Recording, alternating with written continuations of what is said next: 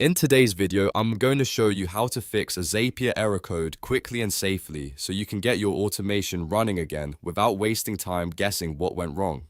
This is a simple step-by-step process, and it's especially helpful if your Zap is failing because of a connection issue, permission problem, or a missing required field. If this tutorial helps you out, make sure to hit the like button and subscribe for more easy software guides just like this. Alright, let's jump in.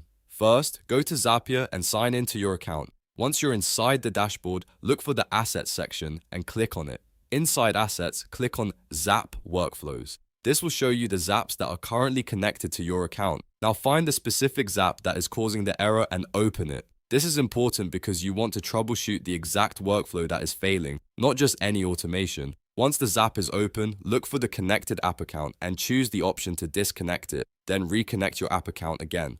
This refreshes the connection and often fixes issues caused by expired access, broken authentication, or a temporary sync problem. After reconnecting, make sure to check that your user account actually has admin access or write access in the target app. If your account only has read access, or if you don't have permission to create or update records, the Zap can fail even if the connection looks fine. Next, go through every field in the Zap and make sure you don't leave anything empty.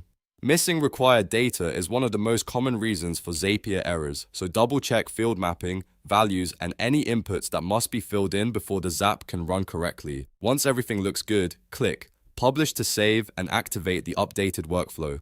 After publishing, it's a smart idea to test the Zap again and confirm that the error is gone. If it still isn't working, don't panic. Go to status.isp.com and check for any ongoing service issues or outages. Sometimes the problem is not on your end at all, and Zapier may be experiencing a temporary incident that affects automations across the platform. If everything looks normal on the status page, then go back and review the Zap settings one more time, especially the app connection, permissions, and required fields. In most cases, one of those steps will solve the issue, and that's it. You now know how to fix a Zapier error code by reconnecting your app account, checking permissions, filling in all required fields, publishing the workflow, and verifying Zapier's status. If this video helped, please give it a thumbs up and subscribe for more helpful tutorials like this one.